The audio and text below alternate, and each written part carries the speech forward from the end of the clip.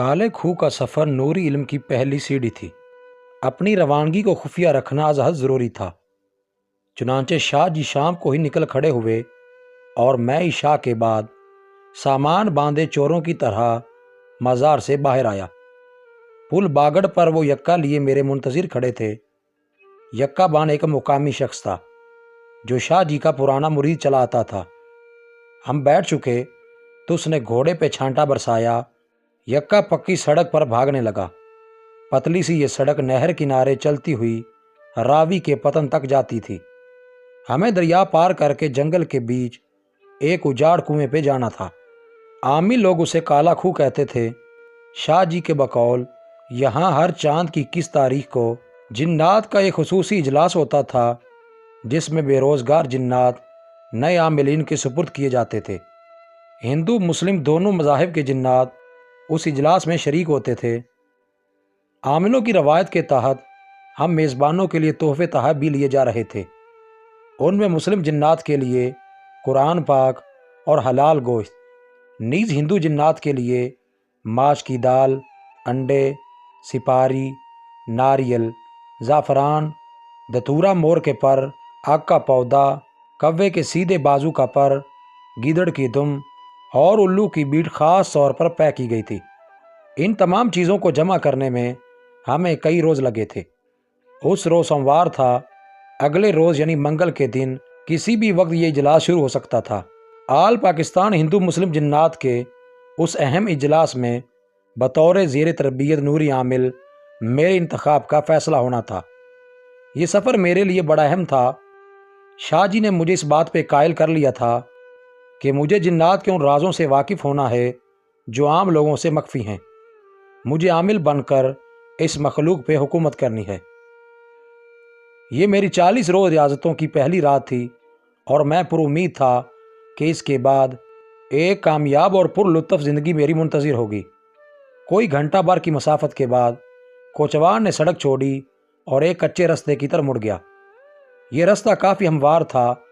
نصف گھنٹہ مزید ہچکولے کھانے کے بعد ہم ایک گھنے جھنڈ کے پاس جا رکے۔ جھاڑیوں کے پیچھے دریا کا پانی جھلملا رہا تھا۔ کوچوان چھلانگ مار کے اترا اور گھوڑے کی لگام تھام لی۔ اس کے بعد ہم اترے۔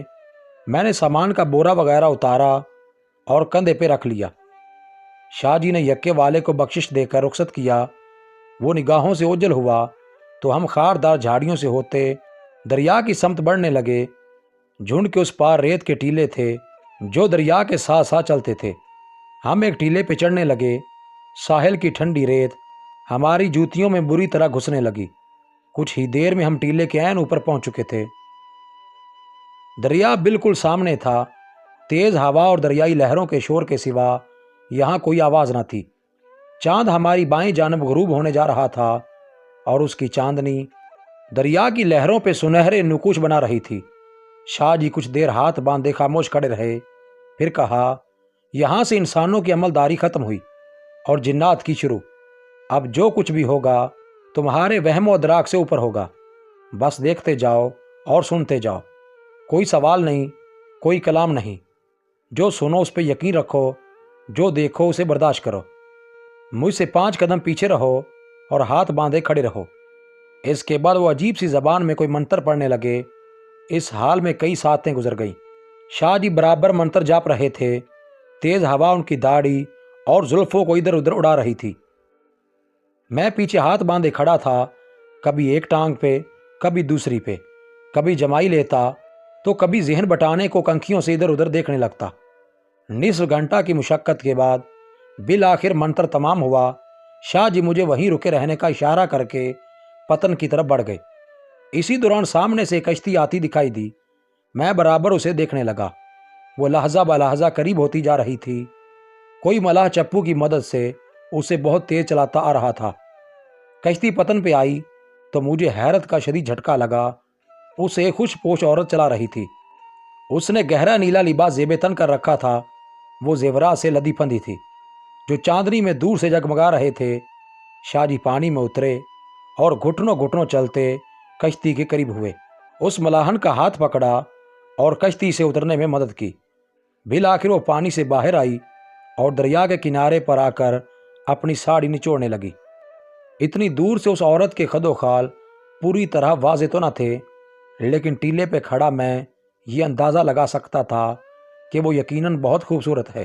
وہ دراز قد تھی، اس کا لباس بھڑکیلا تھا اور نصف سے زیادہ پیٹ ننگا۔ کٹی ہوئی آستینوں سے اس کی گوری گوری باہیں جھلک رہی تھیں۔ سنہری زیور نے اس کے حسن کو دوبالا کر رکھا تھا۔ دریا کے کنارے وہ شاہ جی سے خوب گلے ملی۔ میں کسی فلم کی طرح بڑی محویت سے یہ نظارہ دیکھنے لگا۔ میرے دل میں شدید حسرت پیدا ہونے لگی کہ قریب جا کر اس عورت کو دیکھوں۔ کچھ دیر وہ دونوں آپس میں بات چیت کرتے رہے۔ دور ہونے کی وجہ سے میں ان کی گفتگو سننے سے قاصر تھا۔ پھر شاہ جی نے میری طرف اشارہ کر کے اس عورت سے کوئی بات کی۔ اس نے بھی میری طرف دیکھا۔ پھر فضا میں اس کے نقرئی کہکے کی آواز گونجی۔ اس کے بعد شاہ جی نے اس حسینہ کو بازو میں اٹھا لیا اور دریا میں اتر گئی۔ پھر بڑی محبت سے اسے کشتی پہ سوار کرایا۔ اس کے بعد وہ میری طرف متوجہ ہوئے اور آواز لگائی، آ جاؤ سائیں۔ میں بھاگ کر ان کی سمت گیا۔ پھر شلوار خوب چڑھا کر ٹھنڈے پانی میں جا اترا اور کشتی کے قریب ہوا۔ یہ ایک چھوٹی سی کشتی تھی اور اس میں بیٹھنے کو 3 چوڑے تختے لگے ہوئے تھے۔ شاہ جی نے مجھے پیچھے والے تختے پر بٹھایا اور خود عورت کے سامنے والے تختے پہ بیٹھ گئے۔ ملاحن نے چپو سنبھالے اور کشتی چلا دی۔ میں کچھ دیر دریائی لہروں کے حسن سے خود کو بہلاتا رہا۔ میرا بچپن اسی دریا میں تیرتے ہوئے گزرا تھا۔ میں نے ہاتھ بڑھا کر چلو بھر پانی پیا جو خوب میٹھا اور ٹھنڈا تھا۔ پھر اچانک میری نظر اس عورت پر پڑی اور پڑی ہی رہ گئی۔ میرا دل اچھل کر حلق میں آ گیا۔ وہ واقعی کوئی اور ہی مخلوق تھی۔ اس کی آنکھیں کوئلے کی طرح دہک رہی تھیں۔ آنکھوں کے گرد سیاہ رنگ کے گہرے حلقے تھے اور چہرے پہ برس کے لاتعداد سفید داغ، گویا گندا ہوا آٹا ملا ہو۔ اس کے سینے اور بازوؤں پر بھی چکنا آٹا ہی ملا ہوا تھا۔ وہ ایک کری صورت چڑیل تھی۔ اس کی حرکات کسی مردے کی طرح تھیں اور وہ ایک طرف سر جھکائے کسی مشین کی طرح چپو چلا رہی تھی۔ مجھ پہ خوف خدا کا غلبہ ہوا اور زیر لب سورۃ الناس پڑھنے لگا۔ اچانک کشتی ڈگمگائی اور وہ عورت زور سے چیخی، چھوکرے کوں ڈک، کلام پڑھدا پیائے۔ شاہ جی نے فوراً مڑ کر مجھے گھورا اور تڑک کر کہا، بند کر یہ کلام، کشتی الٹ رہی ہے۔ کہا جو ہے خاموش ہو کے بیٹھو۔ میں ڈانٹ سن کر فوراً چپ ہو گیا۔ تقریباً 10 منٹ بعد ہم بخرید کنارے پہ جا لگے۔ شاہ جی نے مجھے کشتی سے اترنے کا اشارہ کیا۔ میں تھیلا اٹھائے گھٹنوں گہرے پانی میں اترا اور شلوار بھگوتا ہوا قریب ہی ریتلے کنارے پہ آن کھڑا ہوا۔ شاہ جی نے اس چڑیل سے کہا، مڑ کدا مل سو۔ اس نے اپنی سانپ جیسی زلفوں میں ہاتھ پھیرتے ہوئے کہا، تو ساوی تا آؤ نہ کدی شجاع آباد۔ وہ بولے، ٹائم کتھا ملدا ہے۔ خود کو مصروف ظاہر کرنے کے لیے میں دریا کے کنارے بورے کا منہ کھول کے بیٹھ گیا۔ مقصد ان دونوں بزرگوں کی بات چیت سننا تھا، جو تیز ہوا کی وجہ سے کچھ واضح تو نہ تھی مگر میری دلچسپی کا سامان ضرور کی ہوئے تھی۔ شاہ جی اسے اپنی مصروفیات کی رودا سنا رہے تھے اور وہ چڑیل کسی نخریلی محبوبہ کی طرح نئے نئے تقاضے کر رہی تھی۔ پھر کسی لکشمن جن کا ذکر ہوا جسے وفاق میں کوئی بڑا عہدہ چاہیے تھا۔ اس کے لیے شاہ جی کی سفارش درکار تھی۔ کسی لاجونتی کی بات ہوئی جو چناب سے اپنی ٹرانسفر راوی کروانا چاہتی تھی۔ جنات کی بے روزگاری اور چڑیلوں میں طلاق کے بڑھتے ہوئے رجحان پر بھی بات ہوئی۔ کچھ دیر کی فضول بات چیت کے بعد بالآخر شاہ جی نے اس بلا کو جفا لگا لیا۔ یقیناً وہ ایک بلند حوصلہ عامل تھے جو بلاؤں کو جفا لگا سکتے تھے۔ خدا خدا کر کے وہ بلا سر سے ٹلی اور کشتی چلاتی ہوئی نظروں سے اوجھل ہو گئی۔ میں کنارے پہ منتظر کھڑا تھا۔ شاہ جی کپڑے نچوڑتے ہوئے میرے پاس آئے اور مجھے پیچھے پیچھے آنے کو کہا، دیکھو سلو، سمجھایا بھی ہے، یہاں کے قوانین کچھ اور ہیں۔ جب کلام پڑھنے کا کہا جائے تب پڑھو، خود سے کچھ نہ پڑھو ورنہ عمل الٹ ہو جاتا ہے۔ ذرا سی غلطی کا نتیجہ یہاں موت ہے۔ شاہ جی مجھے نصیحتیں کرتے رہے اور میں خاموشی سے ان کے پیچھے پیچھے چلتا رہا۔ ہم ایک طویل پاک ڈنڈی کا سفر کر کے جنگل میں داخل ہو گئے۔ بیچ میں کہیں کہیں کھیت بھی تھے۔ مختلف پاک ڈنڈیوں سے ہوتے ہوئے بالآخر ہم ایک جھنڈ کے پاس جا رکے۔ یہاں پیپل کے اونچے درختوں کے بیچ ایک پرانا کھو تھا۔ اس کے ساتھ سیمنٹ کا ایک پرانا ہاؤس بھی بنا ہوا تھا، شاید کسی زمانے میں ٹیوب ویل وغیرہ کے لیے استعمال ہوتا ہو۔ ایک طرف پرانی پختہ اینٹوں کا بڑا سا ڈھیر بھی لگا ہوا تھا۔ شاہ جی ہاؤس پر بیٹھ گئے اور مجھے بیٹھنے کا اشارہ کیا۔ کچھ دیر ہمارے بیچ خاموشی کی چادر تنی رہی۔ फिर वो बोले, देखो सलाहुद्दीन, आज से तुम एक नई जिंदगी शुरू करने वाले हो। तुम्हारा वास्ता उस कौम से पड़ने वाला है जो इंसान से हजारों साल पहले इस जहान में उतारी गई थी। अंदर से ये हमारे खुले दुश्मन हैं, हमसे बुग़्ज़ रखते हैं। हमारे और इनके बीच पाक अमेरिका जैसे ताल्लुकात हैं। दोनों के अपने अपने मफादात हैं। जाहिर है जो ज़्यादा ताकतवर होगा वही ज़्यादा फ़वाइद भी समेटेगा। कमज़ोर बस अपनी गरज पूरी करता है। ये आग से बने हैं, हम मट्टी से। ये उड़ सकते हैं, सूरत बदल सकते हैं, खुद को पोशीदा रख सकते हैं, आसमान से खबरें ला सकते हैं, इंसानी दिलो दिमाग पे हावी हो सकते हैं। हम ये सब नहीं कर सकते, समझा कि नहीं। हम हीले के ज़रिए उनसे काम लेते हैं और बदले में उनके कुछ काम भी कर देते हैं। उनसे अच्छे ताल्लुकात के लिए बुनियादी शर्त डिप्लोमेसी है। वही डिप्लोमेसी जो हमारे हुक्मरान ताकतवर कौमों के साथ इख्तियार करते हैं, समझा कि नहीं। उनकी हाँ में हाँ मिलाते हैं, उन्हें खुश रखने को अपने अवाम का कचूमर निकाल देते हैं, उनकी सकाफत की हौसला अफजाई करते हैं और उनकी खातिर पराई जंग में कूद जाते हैं, समझा कि नहीं। जो हाकिम डिप्लोमेसी नहीं जानता वो हमेशा नुकसान उठाता है। यही बात आमिल पर भी सादिक आती है। जो आमिल डिप्लोमेसी नहीं जानता वो जिन्नात क्या एक शतुंगड़ा भी काबू नहीं कर सकता, समझा कि नहीं।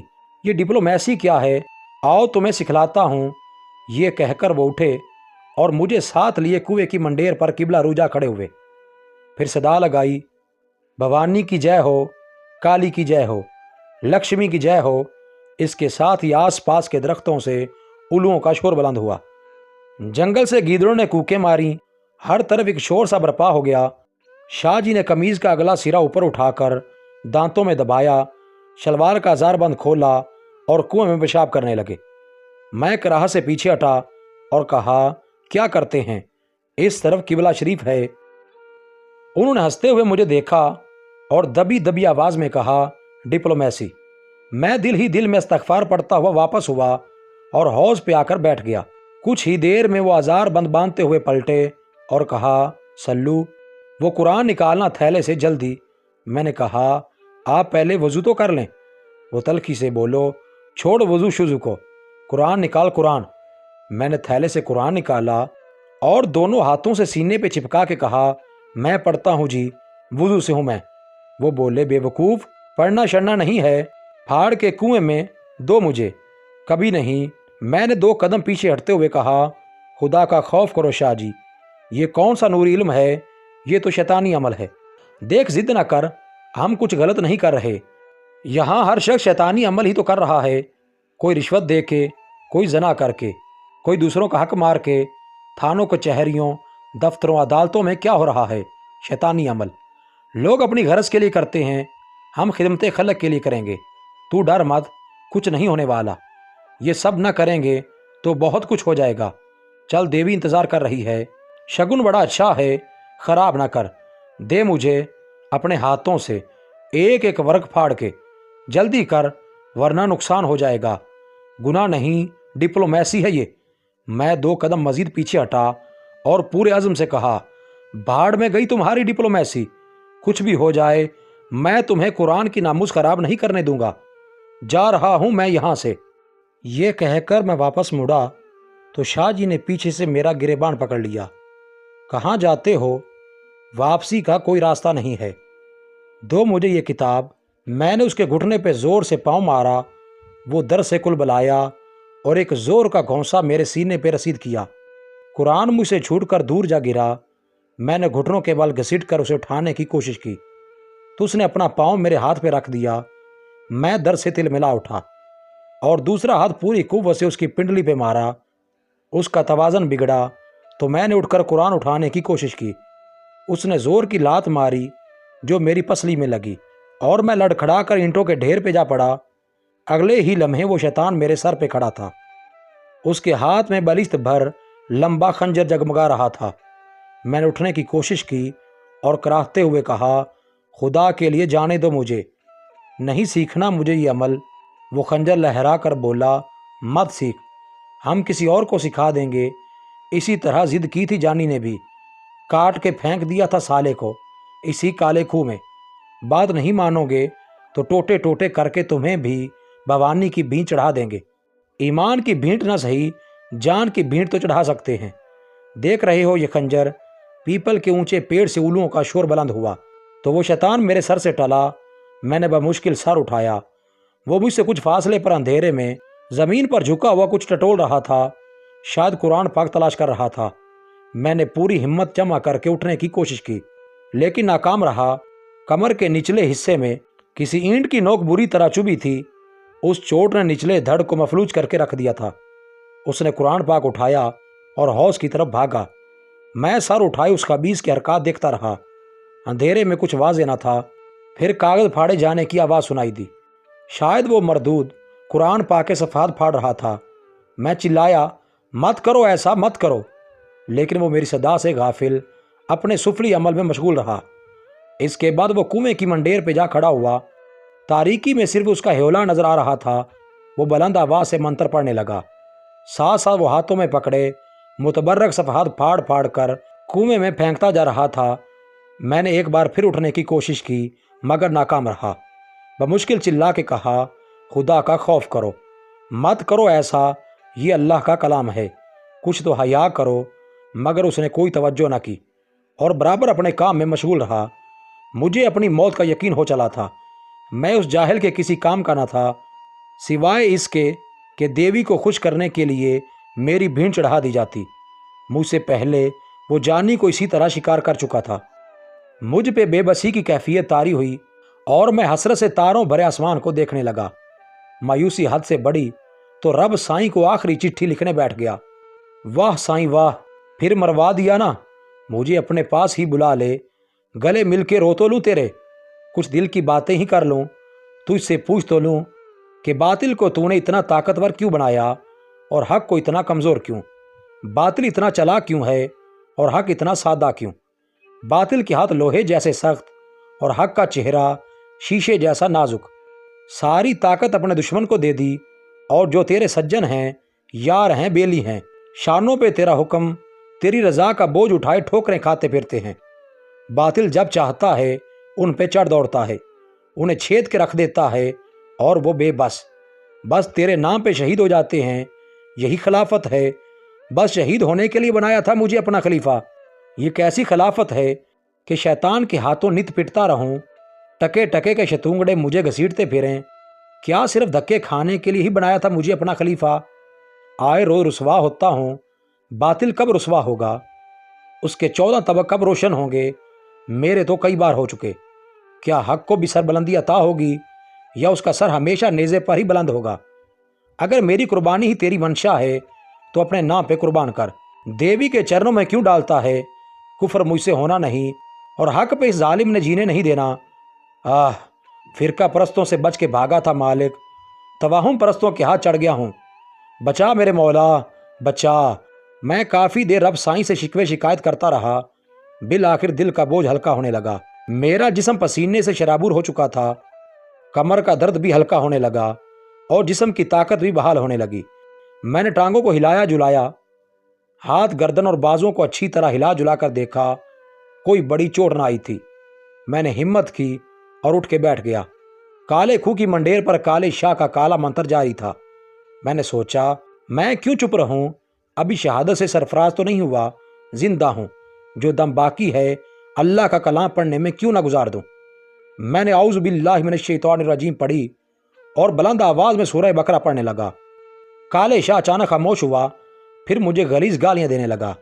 میں نے اس کی گالیوں کی پرواہ نہ کی اور تلاوت جاری رکھی۔ وہ منتر چھوڑ کر گالیاں بکتا ہوا میری طرف بڑھا۔ قریب آ کر اس نے خنجر نکالا۔ اب مو یقینی تھی۔ میں قربان گاہ پہ آنکھیں بند کر کے لیٹ گیا۔ اس نے جھک کر مجھے بالوں سے پکڑا اور خنجر میرے ہونٹوں پہ پھیرتے ہوئے بولا، جانی کی آخری خواہش تھی کہ رخسانہ کی شادی سائیں سلو سے ہو جائے۔ بول بول، اب سلو کی آخری خواہش کیا ہے؟ ایک ٹوٹی ہوئی اینٹ میرے ہاتھ آئی اور میں نے پوری قوت سے اس کی کن پٹی پہ دے ماری۔ وہ بھنچکا کر بائیں جانب گرا۔ میں نے وہیں بیٹھے بیٹھے ایک اور اینٹ اسے کس کے ماری جو اس کے پیٹ میں لگی۔ اس کے بعد میں کسی جوان کی طرح اٹھ کھڑا ہوا۔ وہ زمین پہ چت لیٹا، ابھی تک مغلطات بک رہا تھا۔ میں نے اسے زور کی ٹھوکر ماری اور ٹانگ سے پکڑ کے گھسیٹتا ہوا کنویں کی منڈیر تک لے آیا۔ اس کے منہ سے ڈکراتے ہوئے بیل جیسی آواز نکل رہی تھی۔ میں کچھ دیر کھڑا اسے دیکھتا رہا۔ مجھ میں کسی انسان کو قتل کرنے کی ہمت نہ تھی۔ بالآخر اسے وہیں چھوڑا اور اینٹوں کے ڈھیر کے پاس آن کھڑا ہو گیا۔ وہ کچھ دیر بے حس و حرکت پڑا رہا، پھر اٹھ کر بیٹھ گیا۔ کچھ دیر وہی منڈیر پہ سر جھکائے بیٹھا رہا، پھر ہمت کر کے اٹھا اور کسی شرابی کی طرح لڑکھڑاتا ہوا میری طرف چلنے لگا۔ اس نے نعرہ لگایا، جے بھوانی۔ میں نے اللہ اکبر کا نعرہ لگایا اور ایک ثابت اینٹ اٹھا کر پوری قوت سے اسے دے ماری۔ وہ لڑکھڑاتا ہوا پیچھے ہٹا اور ایک دلدوز چیخ مارتا ہوا کالے کھوہ میں جا گرا۔ جھماک کی آواز آئی اور ایک تہلکہ سا مچ گیا۔ بے شمار چمگادڑیں کنویں سے پڑپڑا کے نکلیں اور فضا میں غائب ہو گئیں۔ بے شمار الو شور کرتے ہوئے درختوں سے اڑے اور نامعلوم سمت پرواز کر گئے۔ مجھ میں ایک عجب طاقت اور ولولہ جاگ اٹھا تھا۔ میں اینٹیں اٹھا اٹھا کر کنویں میں پھینکنے لگا۔ سا سا سورہ بقرہ بھی پڑتا جا رہا تھا۔ ہر اینٹ پہ کنویں سے دھماکے جیسی آواز آتی، گویا بم پھٹ رہے ہوں۔ میں نے تلاوت جاری رکھی اور اینٹیں اٹھا اٹھا کر کنویں میں پھینکتا رہا۔ جب خوب سنگ بازی کر چکا تو کنویں کی منڈیر پہ کھڑا ہو کر کہا، بتاؤ طبیعت درست ہوئی یا اور پھینکوں؟ بلاؤ نا اپنی بھوانی کو۔ آل پاکستان ہندو مسلم جنات، یہ ہندو کیا رہا ہے پاکستان میں؟ تمہارے باپ تو چلے گئے تھے سالوں پہلے، تم یہاں کیا کر رہے ہو؟ جاؤ نا اپنے ہندوستان میں، وہاں جا کر سازشوں کے جال بنو۔ عاملوں کی بیگار کیوں کرتے ہو؟ مسلم جنات کو بھی بگاڑ دیا ہے تم نے۔ تم کافروں کے ساتھ رہ کر یہ بھی کافر ہو گئے ہیں، نبی کا پڑھا ہوا کلمہ بھول گئے ہیں۔ کیا اثر لیا تھا تمہارے بزرگوں نے قرآن سن کر، جس کا ذکر سورہ جن میں آیا ہے؟ کیا کہا تھا جا کر اپنی قوم سے تمہارے آبا نے؟ کچھ یاد ہے یا بھول گئے سب کچھ؟ خبردار، آج ہی یہ کنواں چھوڑ کر دفع ہو جاؤ، بارڈر پار چلے جاؤ، ورنہ اس کی منڈیر پہ بیٹھ کے پورا قرآن پڑھوں گا، روز دھواں نکالوں گا تمہارا۔ ابن آدم ہوں میں، جسے روز ازل سے تم پہ فوقیت حاصل ہے۔ محمد مصطفیٰ صلی اللہ علیہ وسلم کا امتی ہوں، جن کے بعد کوئی نبی نہیں، کوئی رسول نہیں۔ لا الہ الا اللہ محمد رسول اللہ۔ ہر سو خاموشی چھا چکی تھی۔ میں واپس ہونے لگا تو حوض پہ کٹا پھٹا قرآن نظر آیا۔ میں نے اٹھا کر چوما اور آنکھوں سے لگا لیا، پھر اسے سینے سے لگائے تیز تیز چلتا ہوا ویران اور تاریک جنگل میں اتر گیا۔ 21ویں شب کا چاند تھک ہار کے غروب ہو چکا تھا۔ چاروں طرف گپ اندھیرا تھا۔ شیشم سفیدے اور کیکر کے طویل کامہ درخت بھوتوں کی طرح مجھے گھیرے ہوئے تھے۔ میں چیچا وطنی کے تاریک جنگل میں بھٹک رہا تھا۔ آس پاس کوئی سڑک یا پگڈنڈی نہ تھی۔ اس حالت میں نہ تو سمت کا تعین ہو رہا تھا، نہ ہی کسی منزل کا سراغ ہاتھ آ رہا تھا۔ پیاس سے میری حالت غیر ہو رہی تھی۔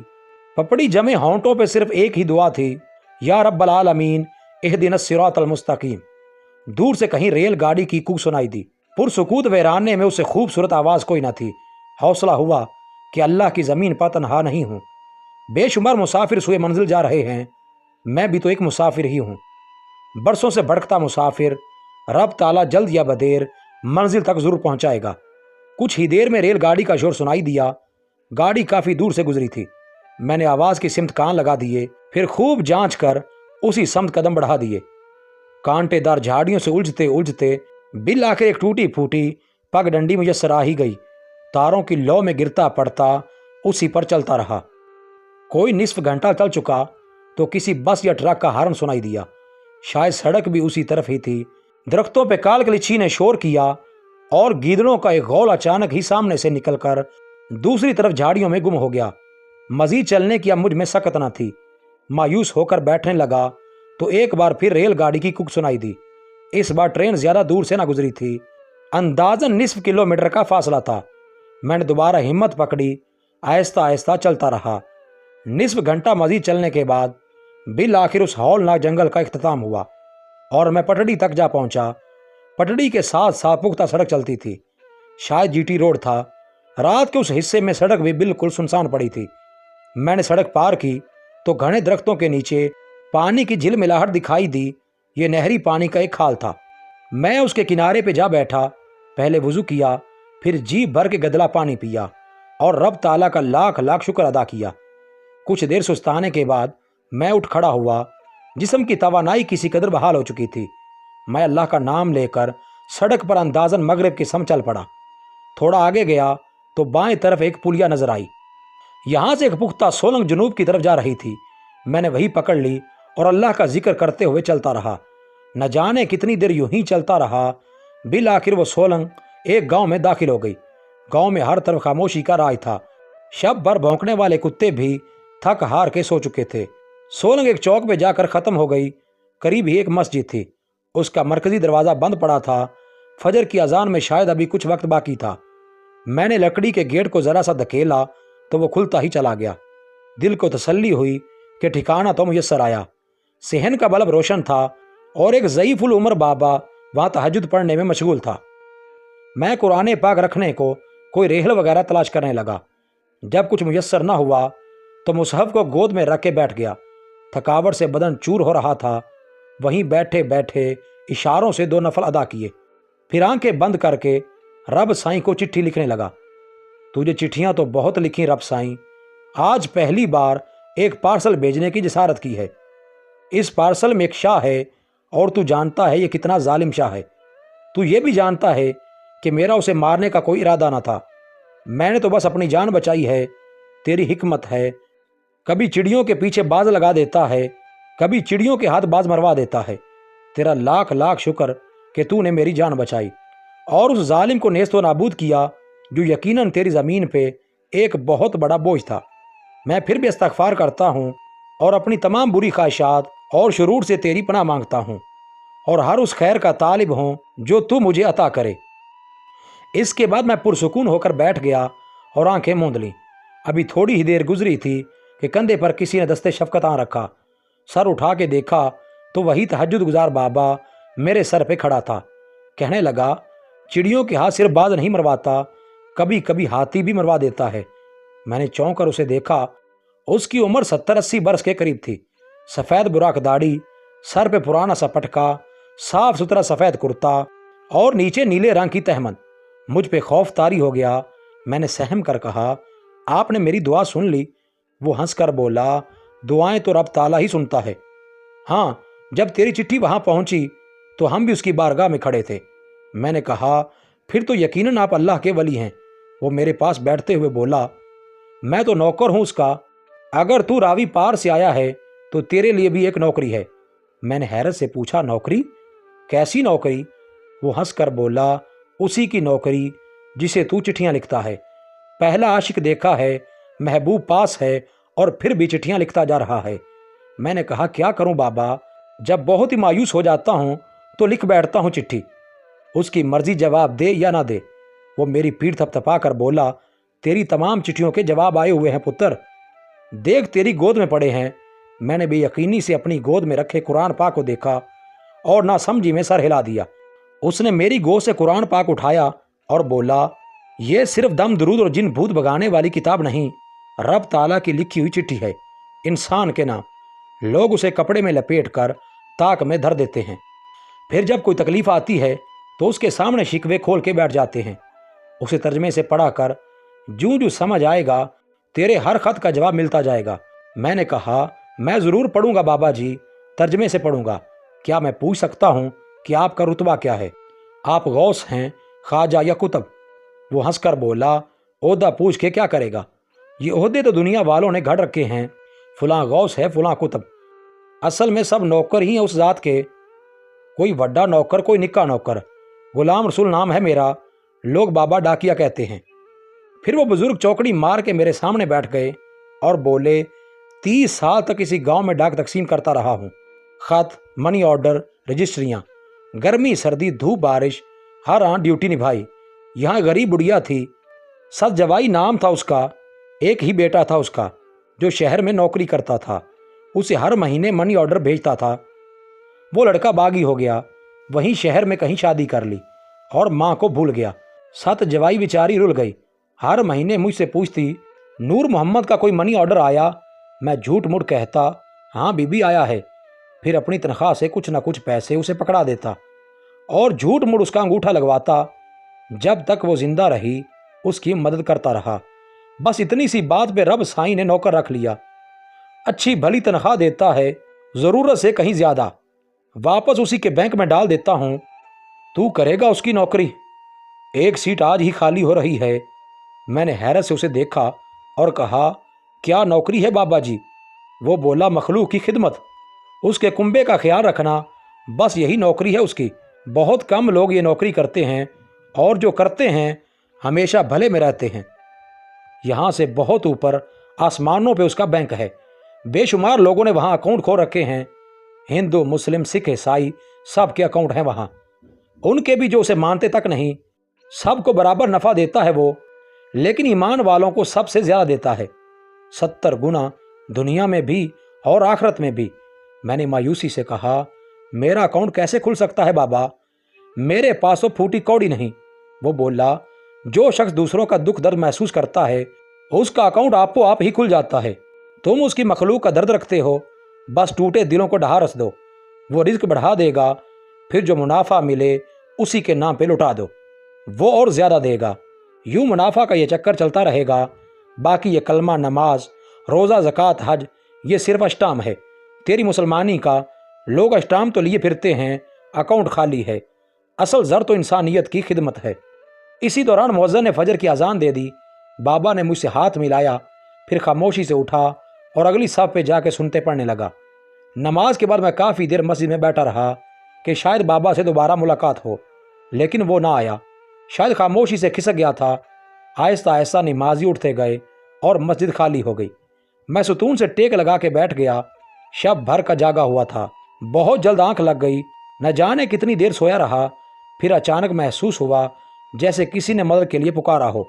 मेरी आंख खुल गई। आवाज़ बाहर से आई थी। भाग के सहन में पहुंचा तो एक नौजवान वज़ू खाने के पास गिरा पड़ा था। मैं उसकी मदद को आगे बढ़ा। वो बोला, मुझे बस मेरी बिसाखियाँ पकड़ा दो, वज़ू करते हुए गिर गया हूँ। मैंने उसे बिसाखियाँ पकड़ाईं और पूछा, क्या हुआ है तुम्हें? वो बोला, गैंठिया का मरीज़ हूँ, नमाज को देर हो रही थी, वज़ू करने लगा तो पाँव फिसल गया। खुदा का शुक्र कि कोई चोट नहीं आई। मैंने उसे सहारा दिया और मस्जिद के अंदर ले आया।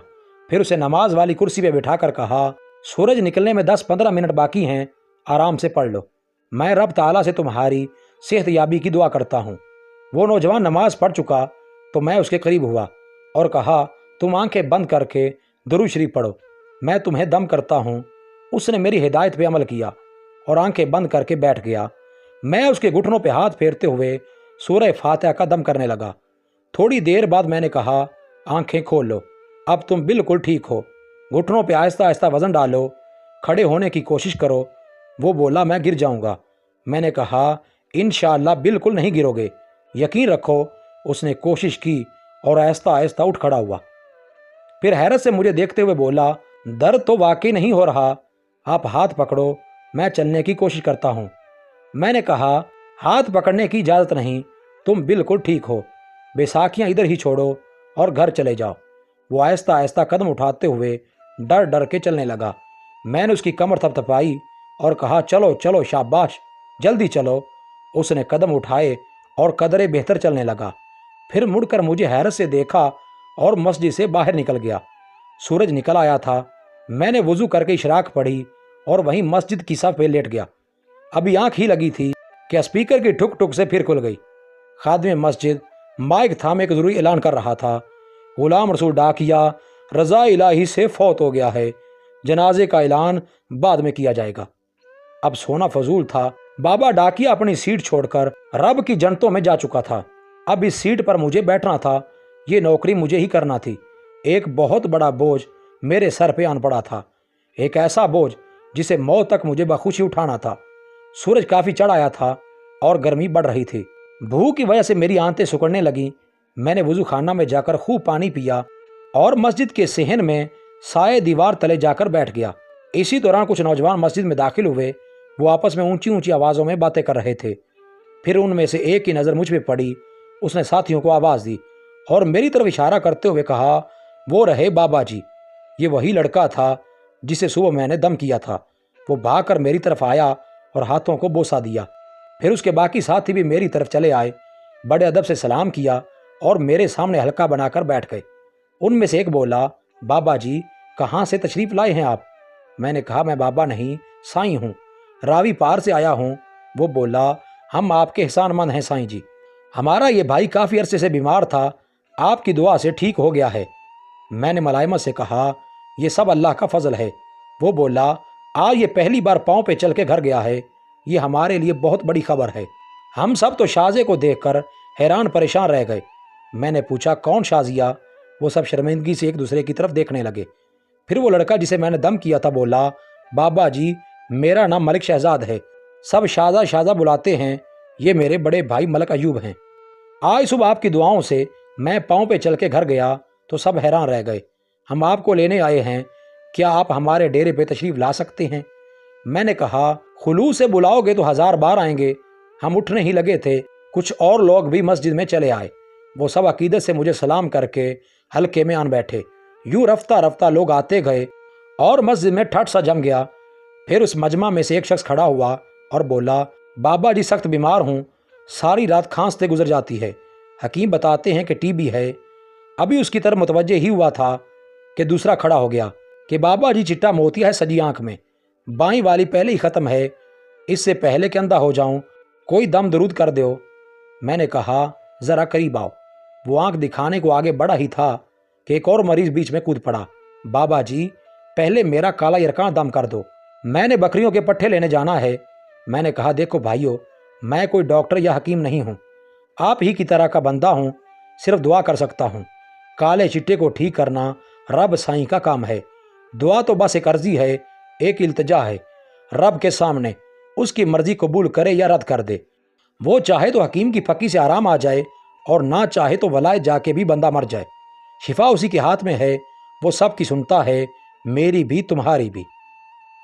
उनमें से जो मोतिया का मरीज था मेरे सामने हाथ जोड़ के बैठ गया। साईं, आप अल्लाह वाले हो, आपको मौला पाक का वास्ता मेरी आंखें ठीक कर दो। काला बकरा चढ़ाऊंगा, अंधा हो गया तो मेरे छोटे छोटे बच्चे रुल जाएंगे। मैंने कहा, तू बकरा बेच के आंखों के डॉक्टर के पास क्यों नहीं चला जाता? वो बोला, गया था जी, डॉक्टर ने ही तो बताया है कि मोतिया है, ऑपरेशन का 7000 बताते हैं जी। टैडी बकरा इतना बोझ नहीं उठा सकता, आप दम दरूद कर दो, शायद उतर जाए। मैंने जान छुड़ाने को कहा, ठीक है, सब ठीक हो जाओगे, अब खड़े हो जाओ, मैं सबको इकट्ठे दम करता हूँ। इसके बाद मैंने सबको सूरह फातिहा पढ़ के दम किया और झाड़ फूंक के रुखसत कर दिया। मलिक साहब के डेरे पर पूरा मोहल्ला जमा था। काफ़ी लंबी चौड़ी हवेली थी। एक हिस्से पे 3 बड़े कमरे और बरामदा बना हुआ था। सेहन में एक तरफ चारपाइयाँ बिछी थीं, दूसरी तरफ कुछ जानवर बंधे थे। मैं वहाँ पहुँचा तो सब ने उठकर इस्तकबाल किया। फिर शाहजे ने ऐलान किया, बाबा जी पहले नाश्ता फरमाएंगे, फिर आप लोगों को दम करेंगे। नाश्ते में वो सब कुछ मुयस्सर था जिससे मैं एक मुद्दत से महरूम चला आता था। देसी घी के पराठे, दही, मक्खन, सब्जी, शहद, अचार, गोश्त, अंडे।